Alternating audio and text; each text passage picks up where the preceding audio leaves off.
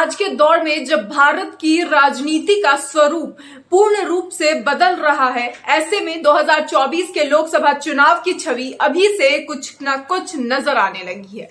BJP पूर्ण रूप से रामलला की स्थापना के भरोसे चुनाव में उतर रही है। वहीं विपक्षी गठबंधन बीजेपी के खिलाफ हर राज्य में मोर्चा खोले हुए है। मगर इस बीच एक सबसे बड़ा और अहम सवाल ये है कि क्या राम मंदिर उद्घाटन में पीएम मोदी के सिवा अन्य किसी राज्य के सीएम को भी निमंत्रण भेजा जाएगा या फिर भगवान राम केवल बीजेपी के ही हैं? नमस्कार, मैं सौम्या मिश्रा और आप देख रहे हैं मौलिक शक्ति। अयोध्या में बनकर तैयार हो रहे भव्य राम मंदिर का उद्घाटन 22 जनवरी को होना है। इसके लिए एक पक्ष विपक्ष के सभी बड़े बड़े नेताओं को निमंत्रण भेजा जा चुका है। इस बीच महाराष्ट्र के पूर्व मुख्यमंत्री और शिवसेना गुट के मुखिया उद्धव ठाकरे ने दावा किया है कि उन्हें उद्घाटन समारोह का निमंत्रण नहीं मिला। जी हाँ, यह बड़ा दावा उद्धव ठाकरे ने किया है। 30 दिसंबर को प्रेस कॉन्फ्रेंस के दौरान जब उनसे इस बारे में सवाल पूछा गया तो उन्होंने कहा, मुझे अब तक निमंत्रण नहीं मिला है। उन्होंने मंदिर को लेकर राजनीति का आरोप लगाते हुए कहा कि मंदिर के लिए सैकड़ों लोगों ने अपना बलिदान दिया है। बीजेपी के साथ गठबंधन की अपनी सरकार का जिक्र करते हुए भी उन्होंने कहा कि जब हमारी गठबंधन की सरकार थी तब मुझे लगा था सरकार कानून बनाकर मंदिर बनवाएगी, लेकिन ऐसा नहीं हुआ। सुप्रीम कोर्ट ने फैसला दिया था, तब मंदिर बन रहा है।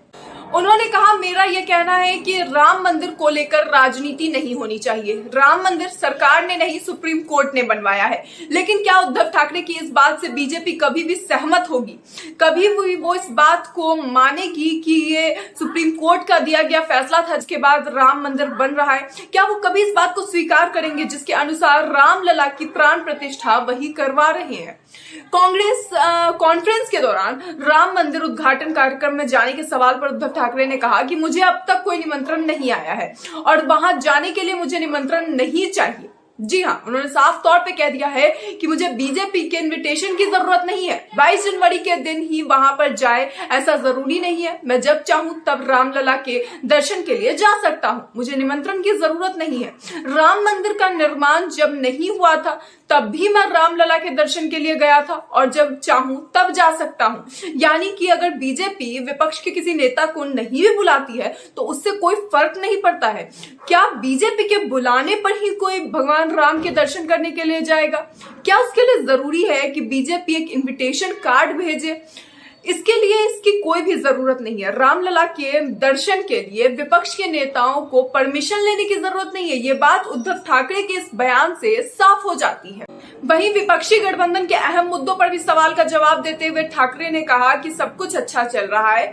जब इंडिया की बैठक हुई तब ये तय हुआ था कि हम मिलकर फैसला लेंगे। जी हाँ, क्योंकि लगातार जो सवाल है वो मैंने आपको पिछले वीडियो में भी बताया था कि किस तरह से लगातार 3 राज्यों के चुनावों पर सवाल उठ रहे हैं, बिहार, पश्चिम बंगाल और महाराष्ट्र। उनका कहना है जो भी है वो कहने दीजिए, उनके हिसाब से वो उस फॉर्मूले के तहत नहीं चलेंगे। एनसीपी के साथ लगभग सीट शेयरिंग को लेकर हमारी पूरी बात हो चुकी है।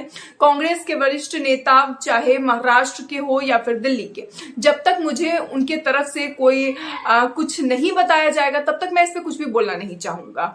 और यही बात कहते हुए उद्धव ठाकरे ने सीट शेयरिंग को लेकर कहा कि अब तक कोई फॉर्मूला तय नहीं हुआ है। महाराष्ट्र के चर्चित दलित नेता प्रकाश अंबेडकर को लेकर उद्धव ठाकरे ने कहा कि प्रकाश अंबेडकर ने जो सीट शेयरिंग को फॉर्मूला बताया है वो उनका अपना फॉर्मूला है, यानी कि वो पार्टी का फॉर्मूला नहीं है, वो गठबंधन का फॉर्मूला नहीं है।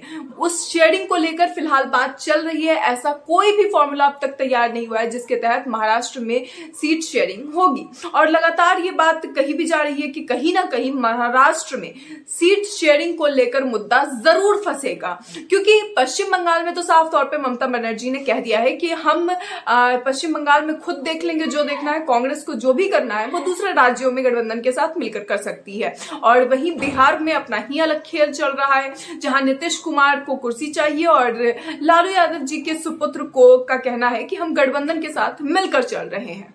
कुछ ही दिनों के बाद प्रकाश अंबेडकर और संजय राउत दोनों के बीच में सीट शेयरिंग को लेकर चर्चा की जाएगी। ये सारी बातें उद्धव ठाकरे ने बताई। ठाकरे ने यह भी कहा कि 19 दिसंबर के दिन इंडिया गठबंधन की जो बैठक हुई थी उसमें मेरी राहुल गांधी, मल्लिकार्जुन खड़गे और सोनिया गांधी से बातचीत भी हुई थी। मीटिंग में मेरे साथ संजय राउत भी शामिल थे। हमने उन्हें अपनी पूरी बात बताई, इस पर चर्चा की गई, मगर अब तक कोई फैसला नहीं आया है। हालांकि दोस्तों, अगर सोचने की बात यह है कि जिस उद्धव ठाकरे की सरकार ने हिंदुत्व का झंडा सरकार बनाते वक्त ही उठाया था, जिस सरकार का जिसके गठन का कारण ही था हिंदुत्व की आवाज ऊपर करना, उसको निमंत्रण ना भेजने का क्या कारण हो सकता है? क्या हिंदुओं का वोट बैंक हासिल करना राम मंदिर उद्घाटन और रामलला की प्राण प्रतिष्ठा से अधिक महत्वपूर्ण है? इन दिनों पीएम मोदी अयोध्या में रैलियां कर रहे हैं। रामलला की प्राण प्रतिष्ठा से पहले एक बहुत बड़ा दांव खेलने की शायद कोशिश चल रही है। यही कारण है कि लगातार गरीबों से और पीड़ितों से मिल रहे हैं, लगातार बच्चों के साथ उनकी कुछ तस्वीरें सामने आ रही है। हालांकि यही तस्वीरें जब राहुल गांधी के सामने आई थी तो उन पर न जाने किन किन तरह की टिप्पणियां की गई थी कि फोटो का शौक है, फोटो खिंचवाने का शौक है खेत में जाकर, मगर पीएम मोदी की तस्वीरों पर किसी तरह की कोई टिप्पणी करने से कई तरह की मुसीबतें सामने आ सकती है। अयोध्या में रैली के दौरान की पीएम मोदी की कुछ ऐसी वीडियोस भी लगातार वायरल हो रही हैं जिसमें पीएम मोदी लोगों को दिवाली मनाने की नसीहत देते नजर आ रहे हैं। पीएम मोदी ने रैली में आखिर क्या क्या कहा, सबसे पहले तो आप वो सुनिए। मैं पूरे देश के 140 करोड़ देशवासियों को अयोध्या की इस पवित्र भूमि से प्रार्थना कर रहा हूं। अयोध्या की प्रभु राम की नगरी से प्रार्थना कर रहा हूं। मैं 140 करोड़ देशवासियों को हाथ जोड़ करके प्रार्थना कर रहा हूं कि आप 22 जनवरी को जब अयोध्या में प्रभु राम विराजमान हो, अपने घरों में भी श्री राम ज्योति जलाएं, दीपावली मनाएं।